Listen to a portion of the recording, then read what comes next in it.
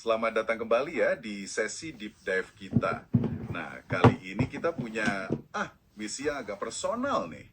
Kita mau bongkar sumber-sumber yang Anda berikan buat cari tahu kenapa sih novel itu bisa bikin kita larut banget dalam kesedihan. Sampai kadang ya ampun nangis gitu ya. Rasanya kok bisa ya kata-kata doang punya efek sekuat itu. Oke deh, mari kita coba telusuri bareng-bareng. Oke, mungkin kita mulai dari fondasinya dulu kali ya. Kayaknya semua ini akarnya di satu hal.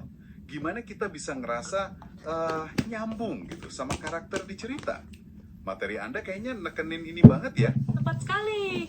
Itu koneksi mendalam sama karakter itu krusial banget. Sumber-sumber Anda itu menguraikan gimana penulis tuh nggak cuma bikin tokoh, tapi mereka itu membangun semacam manusia utuh di atas kertas. Lengkap dengan harapan, ketakutan spesifik, bahkan mungkin kebiasaan kecil yang bikin mereka terasa, nyata. Ada catatan Anda juga yang nyorot soal detail sensorik sama monolog internal. Itu katanya bisa mempercepat kita kenalan sama si tokoh. Jadi ya gitu, pas karakter ini kena masalah, rasanya bukan cuma baca cerita, tapi kayak ngeliat temen deket kita sendiri yang lagi susah. Iya, masuk akal banget. Dan dari kedekatan emosional itu, nah, sumber Anda kayaknya langsung nunjuk ke pemicu sedih yang paling jelas ya, kehilangan yang tragis. Dan ini bukan cuma konsep umum loh. Di materi Anda ada detail menarik soal gimana jenis kehilangan tertentu itu dampaknya beda-beda. Misalnya, bedanya kematian yang heroik, yang ada artinya, sama kematian yang tiba-tiba, yang rasanya aduh sia-sia banget. Atau pisah karena pilihan, sama pisah karena keadaan gitu. Betul. Kehilangan itu emang pukulan emosional yang kuat.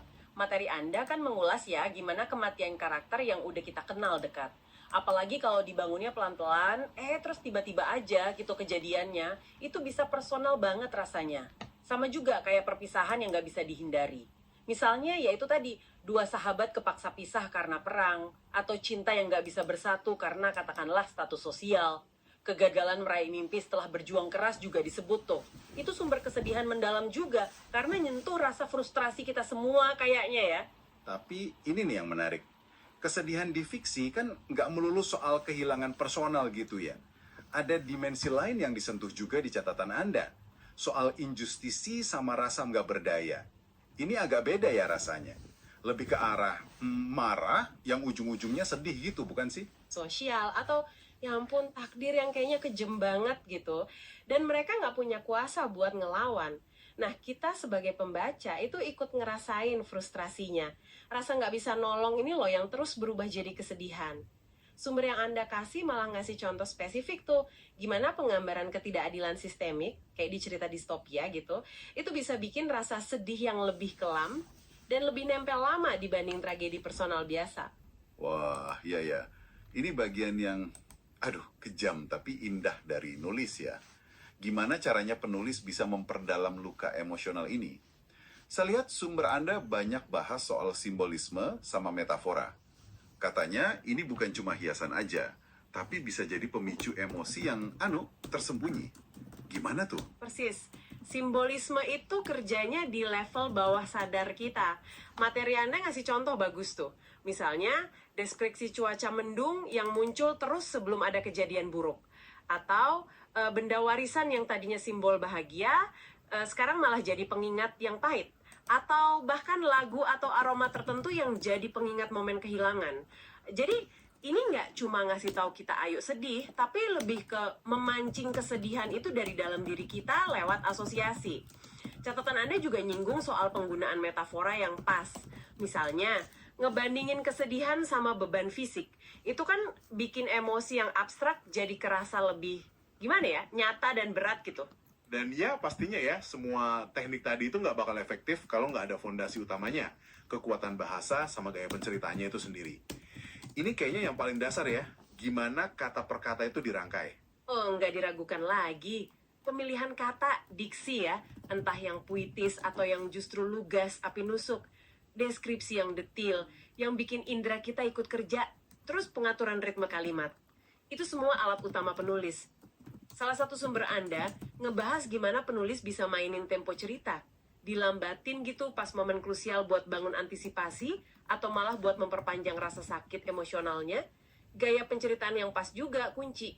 Mau pakai narasi orang pertama yang intim, atau orang ketiga yang serba tahu tapi tetap penuh empati, itu penting banget buat nyampein emosi secara efektif. Penulis yang jago, kayak kata materi Anda, tahu persis gimana nyentuh saraf emosi pembaca dengan presisi kata-kata. Jadi kalau kita coba rangkum nih, ini kayak semacam orkestrasi emosi gitu ya. Ada koneksi karakter yang kuat sebagai dasar, terus dipicu sama plot yang nyentuh kehilangan, ketidakadilan, diperdalam lagi pakai simbolisme yang menggema, dan akhirnya disampaikan lewat bahasa yang indah, tapi sekaligus bisa melukai, gitu ya. Iya, sinergi antar elemen itu yang bikin pengalaman katarsis ini.